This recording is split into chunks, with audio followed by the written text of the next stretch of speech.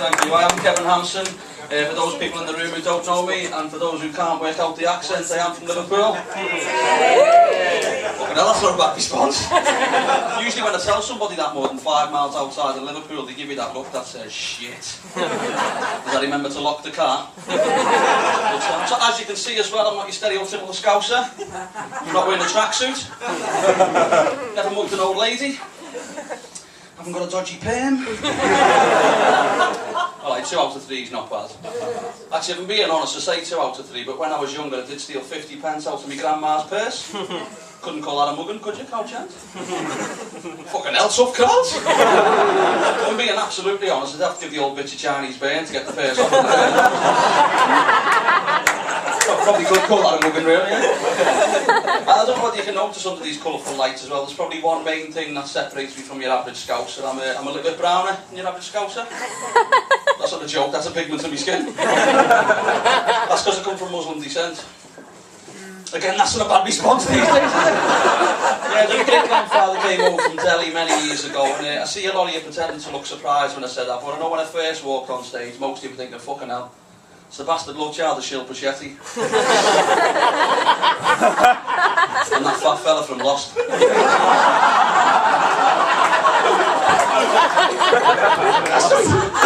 Cheers for that, mate. Thanks, Shilpa. No, I should ask actually, it's usually at this point in the gig I usually ask, can everyone understand the accent okay? Yeah, look, you're made up, you've never seen a Scouser before. Shouldn't put your bag that close to me, love it.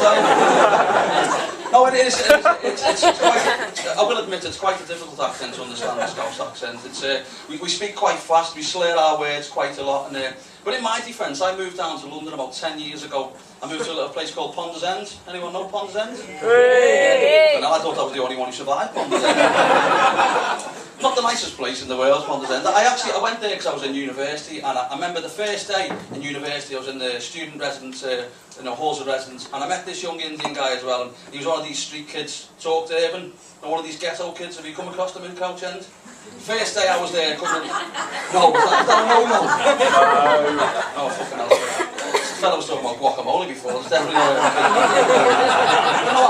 It was my first day in London, and this kid, G, he come up to me and he was like, yo, what's happening? My name's Gertrude.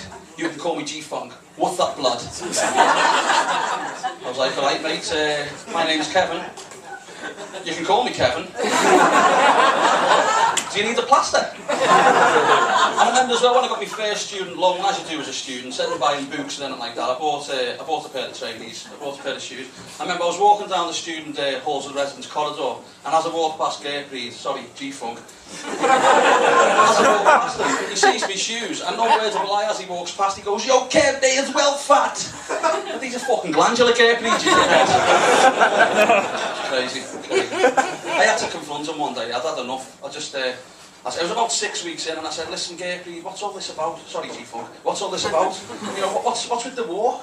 You know, why are you walking with a limp? You know, what's with the talk? Why have you got your jeans halfway down your ass? I said, Kev, keeping it real. Keeping it gangster. I'm packing heat. Packing heat? You're walking with a limp in your trousers around your ankles, it looks more like you've been packing fudge, Gertrude.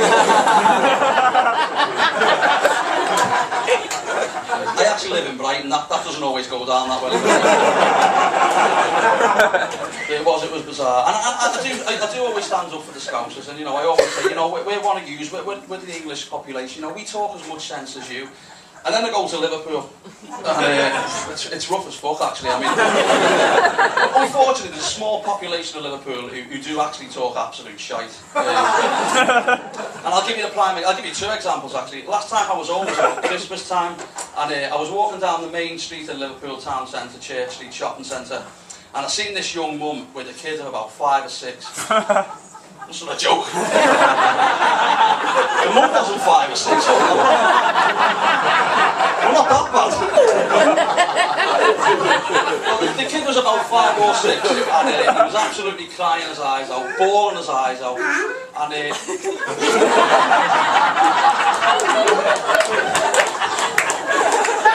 right? He's got the stroke, what's going on? about 5 or 6. I'll get this out of the kiln. And he was absolutely crying his eyes out, and the mother used, let's say, some contemporary parenting methods. She turned around to the kid, and to get him to be quiet, she said, "He look at the fucking state of you!" I think it's fair to say if Super Nanny would have seen that, she'd have shit a brick. Really. So that's the first example. Second example, usually when I go home to Liverpool for a pint, I go to the local social club for a, sorry, I'll start again. Usually when I go home to Liverpool, I go for a pint with my stepdad to the local social club. Now it's not the nicest place in the world. It's not as nice as King's Head Crouch End. Just to paint a picture for you, there's more people in there than teeth. Well, last time I was there with my stepdad, it takes a while. Last time I was there with my stepdad, I was having a pint, and there's these two old boys sitting on the table behind. Now, just for the sake of the story, I'll call them Frank and Joe. And Frank and Joe are talking about famous people from the north. I've got about a minute and a half left if you can hang together, you know. Anyway, Frank and Joe are talking about famous people from the northwest, and Frank turns to Joe and says, "Hey Joe, what do you think of that Paul O'Grady?" Has he got a mute button? So Frank turns to Joe and says, "Hey Joe, what do you think of that Paul O'Grady?" And Joe says, "Yeah, he's alright, he's representing for the northwest." "Why, what do you think, Frank?" Frank says, "Oh, he's alright, but he's as camp as a bag of tits, isn't he, Joe?" What the fuck does that mean?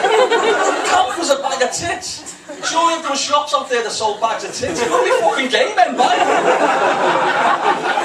Anyway, he carried on. He was talking about sport, he was talking about football. And I don't know whether you've been to Liverpool, but there's two main football teams in Liverpool. There's Everton and there's... Everton? Yeah, fucking hell. She's not yours after this, mate.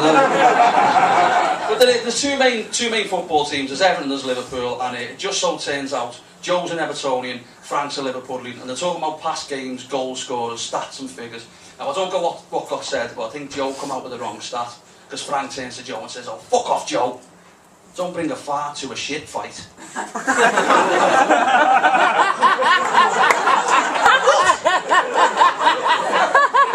The fart to a shit fight? As if the first one was bad enough.